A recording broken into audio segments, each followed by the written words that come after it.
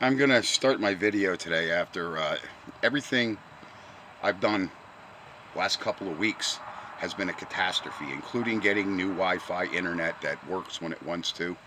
I've been trying to quit this, but if things continue the way they are, I'll start with what I have to say. Sometimes when you have a customer or a customer is a good friend of yours. Now, I have a friend, I like his personality. I wish when I was building houses and selling roofs and doing construction, I wish the guy would have worked for me because he has a real good personality. Uh, and the other thing is when you have a friend like that, that he kind of picks you up when you're just seeing the guy, because you like his personality, you like him. Uh, Not that I like men. By the way, I do have girlfriends. Believe me. If I told folks when I die, if they want to bury me out behind a whorehouse, I'd be more comfortable. Uh, it's just the way I am. Anyway, so you don't like to hurt a friend, especially if you appreciate the guy picks you up. In other words, the guy does something for me and he doesn't even know it. So you don't want to hurt somebody like that. So I'm not going to mince my words that I appreciate the guy as a person because he's like a breath of fresh air when I'm having a tough time. I like being around people like that. I hate people. A lot of my videos, they're condescending. I do have that. And I said, I was an A&P on a Navy ship. I was one of those anal assholes that everything had to be done, and it had to be done right. In other words, the Navy way, okay? Even though I was a Marine, I tell people, I worked for the Department of the Navy, okay? Specifically aircraft aviation, which is not unlike this. So I'm telling folks, I had something so horrific go on here, I have to explain it in great detail. I went to do a subframe. That's why I'm lighting a cigarette. It almost went conventionally, except for two things. So I'm going to take you off the tripod here. You can enjoy my cigarette view. I do have the rear in the new subframe, and hopefully I'll have this up sometime later this afternoon. So that's what the subframe looked like originally that was on this car. And don't forget to put your sway bar in on top of your rear when you guys do this. I had another guy, he was just telling me about that. He thought it was a little funny that something didn't look right, and he was ready to put everything back on, and then he realized the goddamn sway bar wasn't there. So, here we go. Here's the old subframe. Now, I'm going to tell you that this Jeep Patriot was sabotaged, and I'll show you why. Here, the lateral link is still in there. I found the cam bolts were welded, and the left corner of the frame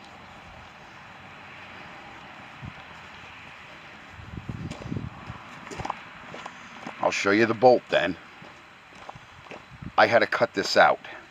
Now, I don't know if you can see up here. I'll do another video. I have my light. I did get my light up there. I welded that the best I could. I'm going to touch up the welds. I triple welded it. I laid like bead over bead because it is a structural point, and I did weld 1/4-inch steel in there. And I do have that hopefully on center. Okay? So, what did I find, and why did I have to cut the frame out?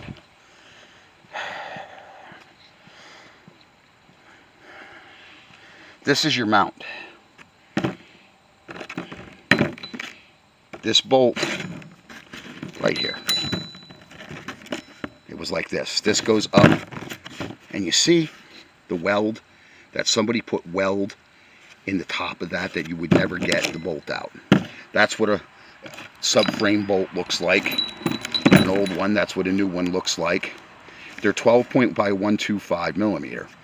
I started by driving over to Advanced Auto Parts and paying the paltry sum of just gas money, and George was nice enough to give me this 3/8 wrench and another one. Okay. Here you're going to find the sneakiness. This is how you can tell by the discoloring and the rust that there was weld introduced, just like here. You can see the same discoloring, that they actually sabotaged this vehicle, that you would never get those cam bolts out. You see, when I drilled it, You see the discoloring? That's because there was weld introduced. So this Jeep was sabotaged. I welded nut after nut trying to get this bolt out. It never would have come out. So I had to cut the frame out. Okay, I had to buy new lateral links. Okay, so the man by rights has to pay me for the parts. Okay, I wanted to keep that bill to what I told him I was going to do the job for a sum of $1,500, put that frame in. Well, now I'm at the point where I had to buy drill bits. I have about an $80, $90 bill down at Tunison's, and I hope to do it's another business I appreciate, an ally of mine. I can run an account down there when I'm doing a job. I give them the PO, and then when the customer pays me, I go pay them. And then I had to buy another $100. I had to buy lateral links, and what else did I get? Sway bar links and different stuff like that, because all of it was welded by the factory, welded in place. You hardly ever find that on vehicles, okay? Because anal assholes, like even me, I mark my parts. A lot of times I paint parts on my own vehicle. A lot of people are like, why did you paint that? Well, that tells me that I replaced that part. It was brand new, and it was clean, and I put it in there. And if I do it on certain customers' cars, sometimes it's a queer off color. I'll use like John Deere green, Caterpillar yellow or something. And some of the customers, they appreciate it. Some of the customers think, well, that guy's a few bubbles off plumb. No, I may not recollect that I replaced the part, and it keeps me from running up and down the steps in my office, running my ass off trying to find their file to see whether I legitimately replaced the part. So if I see John Deere green, Caterpillar yellow, or some other queer color underneath the hood, well, then I know Uncle Dutch did that. Because I don't have, it's like mechanics around here. I bought tires, off of Mark and Luzerne Tire. I buy certain things certain places. But even as much money as I spend there, they know I'm a customer. But they don't remember exactly what I bought, what size, or if they worked on something of mine. Because, like I said, a lot of times I don't have a lift. A job like that should be done on the lift, because you also cannot turn that drive shaft. Which leads me to tell you that the entire bolt came out of the rear end. When I went to take the drive shaft off, the nut and the stud. I sure hope the police start sitting along this highway. It's starting to get it's starting to get either between NASCAR and NHRA out front of my house.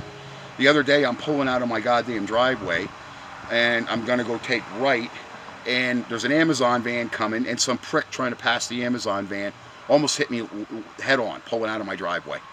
I was upset all day.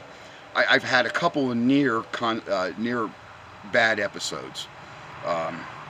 And then, like I said, things like this, I had the radiator from hell in a Sebring that actually, it went easier once I got to doing the job and thinking about how I was going to do the job. Looking at it was kind of, what do you want to call it? It was intimidating. It's something when I've never worked on something, a lot of these trucks, they're all the same, and I pull the same gag. Doesn't matter what brand it is, what year it is. I mean, some parts are identical, idyllic to the year or whatever, but a lot of it's the same old hat, so nothing like that intimidates me. But when I get these cars and I open it up and it looks like something like the flux capacitor or something out of the space shuttle, that is intimidating. So basically my YouTube video is this Jeep was sabotaged from the factory, and then when you promise a customer you're going to do this and that, well, I did stick to the $1,500, but he's going to owe me for the extra parts and a little bit of labor, and I'm sorry about that. But that stuff should have went in, and there's no way on a car that's not even quite 10 years old yet. Well, what is it? It was 2011 or 12. I mean, it's just about at the 10 years. But I mean, I have 30-year-old vehicles and 30-year-old suspension parts in them. I don't punish my vehicles, and that vehicle has not been abused.